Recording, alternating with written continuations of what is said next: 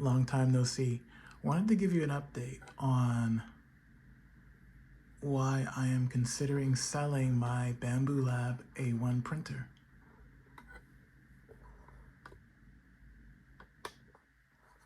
So I think I've made a few videos. It's been officially 1 year now since I've had my Bambu Lab A1 printer. And I've had a mix of interesting experiences with it. Mostly good, but I noticed some nuances in comparison to my Hurakan, over here. Let's see if I can show you right here, my BQ Hurakan that I got for $40.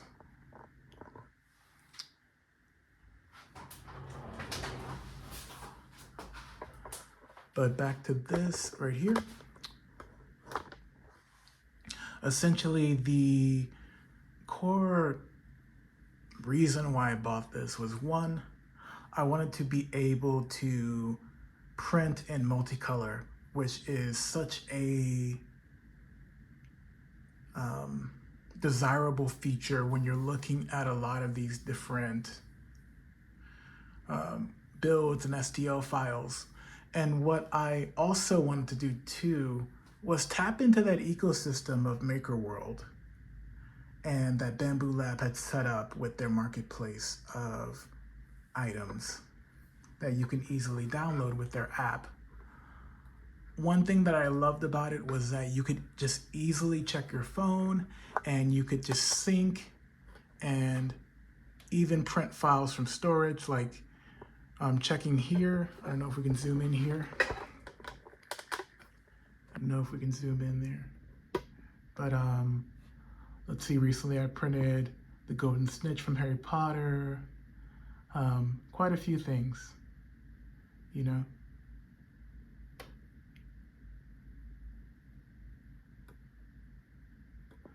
But that really got me thinking as well. Over time, because of the sheer cost of the printer, I kind of got scared of using it. So one, I was always worried about breaking the thing. I've had several issues where I've had to, deal with clogging of the hot end, and some of that's user error, some of that's due to the print file. But I also had other issues, like for instance, things you may not think about when you initially buy something like this, which is like the filament, for instance. Your filament can easily break and, along the tubes that you have here, the PVC, I think, tubes, which is a problem. Second thing that's more intricate, more nitpicky, I guess, is this connector here. It can be really difficult to unplug and unplug this and connect and unconnect this when you're trying to dig out or fish out filament that is broken. So I've been in several situations where I have to dig out PET or PLA that's broken over time. And that is a pain to try to get out and diagnose. The other thing is, with this printer, sometimes it's like unless things are perfectly running, it won't work. So you'll be in the middle of a build and it'll say something like, this is clicking, and it's because of a certain issue. So dialing in again, that might be user error. So dialing in the PET temperature or the temperature of whatever filament you particularly have. And what I'm noting is sometimes it's just different, Your filament might tell you one temperature range is good, but as you're actually working with this printer, you might find that you have to dial up the temperature, or that the hot end needs to do something different. So it's been a lot of trial and error with this printer. And I remember doing a video a few months ago where I had to basically print a couple of things to improve this printer, which made me reconsider at the time. But a year out from buying it, I think all in all, it's great. I'd say this is a great printer for a hobbyist. I would definitely recommend, if I could go back, I definitely recommend the A1 Mini. And I'd say the A1 Mini for a few reasons. Or at the very least, just any decent sub $200 3D printer. And here's the reason why I say that. If you're in the business of selling your 3D prints, which I did get into the business of doing, you'll note that selling 3D prints is depending on what you're selling, can be a quantity sell kind of business. Like, for instance, one of the things that sort of took off for me when I was selling online did not require multicolor printing. And that was due to the design, but also the simplicity of it. So I didn't need the AMS system for that. I find myself only printing in two colors, the two colors I was selling the product in. And while I did make enough to roughly cover the cost of the filament and, somewhat recover some of a percentage of the cost of the printer, overall, it has been a pain to get this printer to run consistently over time. I'd say sometimes it takes me 10 to 15 to 20 minutes to get it running after a while. And then because I'm so worried about having it being on the fritz, I'll have to print out multiple batches at a time. So if I get it running right, I keep it on, and I just keep it on, and then I keep it running, and I will print maybe several batches of a product and bag it up, just so that if I do get an order in, I do not want to have the hassle of trying to print out the same day that I get the order in. Because when that happens, relying on this machine, I've been in that situation, and it took me 3 failed prints in several hours to get a workable product. And that is not great. So again, maybe that's on me, but for the price I'm paying for this system, like, there's other systems available. And now thinking about what I really need, which is just one color at a time, it really makes no sense for me to have this system. I also came to another conclusion, which is, just as a hobbyist, I don't want to collect a bunch of plastic crap, right? I think one of the most interesting things that I've ever made has been wood PLA type items. So the wood PLA type sculptures, I think that's very interesting. But again, with this printer, can never print it. It instantly clogs up. I think that's just an issue with the wood pulp for these hot end filaments. But again, so worried about damaging this printer that I can't even really have fun with it anymore, because it's no longer a printer for fun, but a printer for profit. And so you would think that I would want to do printing for fun with this one. I mean, printing for profit with this one, and then printing for fun with the Hurakan over there. But in the past few months, that has not been the case. And that's the main argument. I think this is great, but it takes the fun out of 3D printing. Having everything automated, just tapping on your phone from MakerWorld when you see something interesting, it really kills the fun of it for me personally. And also from a profit point of view or a business point of view, I don't want to sell something with 20 different filaments that are needed. That's a headache to print out, to figure out, and all the waste, etc. So if I'm going to create an STL to sell or create a end result product to sell, I'm gonna separate out the color components so I can easily print them in bulk. If it's selling, there's no worry. I'm just gonna glue or adhese the parts together that are needed. But for the most part, the successful prints that I've seen online from people with their print shop businesses have been in one color, or one color needed for that print. And that just makes the most sense to me, or per part.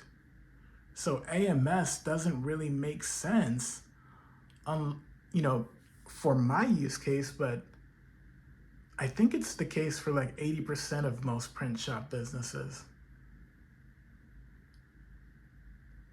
Especially when you consider that a lot of filament has, gradient or multicolor components to them, where you can get that look where it has more than one component.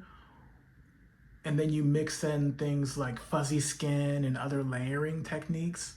There really is no need to have something like AMS. It's a nice to have. I think this is really great for prototyping. Again, if you're like trying to prototype something, or you're selling something very bespoke, like some kind of art or something, like something very bespoke, I think this has its use cases. But for me, I'm finding myself using this less and less for fun, as it's so hands-off. And I feel like I treat it more like an actual printer or money printer than I have been treating it like a hobby or fun thing for me. And I don't think that's just to do with the business part of it. I think that's to do with how this thing is set up. So here's what I'm gonna do. I'm probably gonna list this for sale. Probably gonna list this for sale online. And then I wanna get back to the basics, which is getting back to the G code, getting back to really learning the craft, getting into these different, like CAD, etc., and really creating STLs from scratch and solving genuine problems the best I can. The better I get at creating and designing, and away from the contest and the glamour that MakerWorld has put on, I think the better off of a 3D print hobbyist and business person I'll be. So that's my video on why I'm selling this. Again, I don't think it's a great print. I don't think it's a great, I don't think you need this to start a 3D printed business. It does make you feel more official. It does make things feel more legit, but again, it's not needed. I could have printed everything that I've printed and sold from this machine on my BQ Hurakan and probably have gotten a lot more prints done faster, because that thing has been very reliable for me. So other than being able to print from my phone, which I won't be able to do on the BQ Hurakan, which is fine. Yeah, I'm ready to move on from this era of 3D printing. And it might seem like a step back for most people, like, oh, you're going back a step without the phone and the remote viewing with camera and all that neat stuff. But honestly, it's just more that can break when you think about it. There's just more stuff that can break. So, yeah.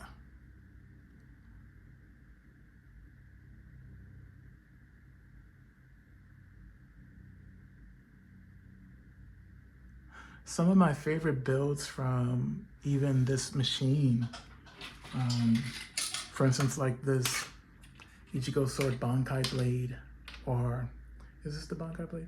The Zangetsu like Soul Society arc, blade, the initial Bankai. That's a multi-step print, meaning I print it in one material, and then I printed pieces in a separate material, not at the same time.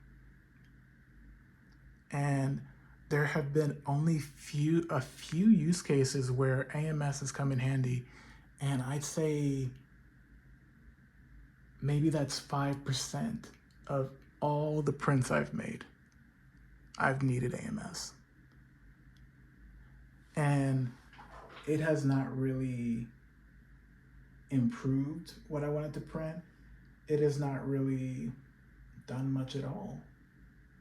In fact, I think it makes it even more complicated when you think about temperatures and getting your filament right, because you may not have the right colors you need, and even if you do have the right colors, are they the right temperature ranges? Did you buy them all from the same company?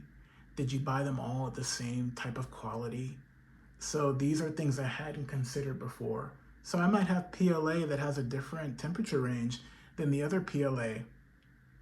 Or I might only have PETG for something and for one color and not enough of something for another color. So it makes very little sense to print them all at one time, especially when you're considering the waste product that happens.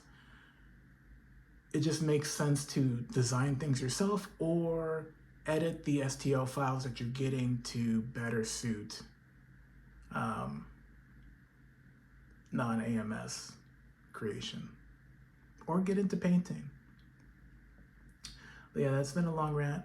I have, over the year, I've had to repair or see errors with this machine maybe 30, 40 times within the past year.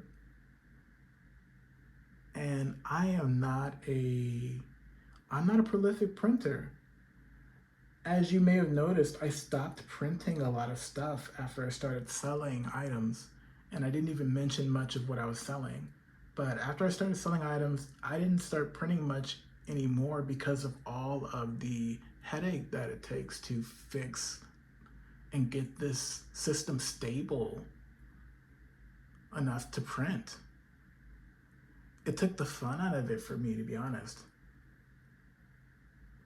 So with more filament, it's just more headache. So that's what I found. Unfortunately for me, not a great fit. And I'm sure for someone else this would be great for them. But all the headache, like for instance, having to remove this and print out a smaller version to accommodate the smaller filament and all that kind of crap, it's a waste of my time. I would never have to worry about that with a single print.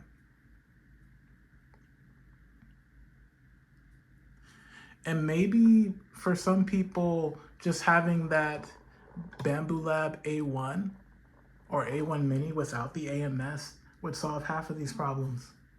But I've still had a ton of issues between this having to update it all the time, having to purge the filament and use the controls and make sure everything's on the right one, and it's been headache after headache, to be honest with you.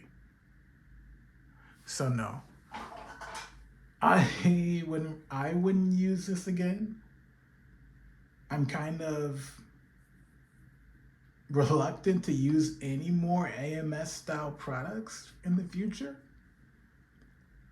And as far as 3D printing and as far as my business is concerned, from what I've been selling, I'm only printing or gonna print out things in one color or two colors, like in one that requires one color or one type of filament.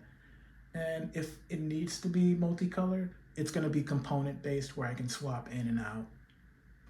Because that's just where it is, and that's just what makes sense for what I do. So yeah, thanks for watching this long video, and tell me your thoughts. I'd love to hear your experiences with the Bambu Lab A1. I really hoped for me that it would boost the amount of prints I was doing and really pique my interest by having access to that MakerWorld and being able to quickly, easily print out, leave and print out stuff, and it totally worked when I come back. But that has not been the case for me. The only prints where I've been able to do that have been mostly single color prints, and yeah, I have not had that kind of story. So I'm gonna let it go and help it find new home, new owners, new home. And I will work on printing out or designing some more products to sell, some more single filament products to sell. And so you'll be seeing more of my BQ Hurakan, the one I started this channel with. And hopefully you'll be able to see more of creativity and also me pushing, a traditional 3D printer to its limits. More so than I can do with this, because this is it's almost too easy. And it's almost too easy in a sense that it makes you lazy as far as what to print out. But it's also challenging in the sense that it glitches so much. So it's such a toss up or a dichotomy there. Even the AMS itself sometimes not reading the filament. So yeah, real bother. Okay. Anyway, thanks for watching. Talk to you later. Peace.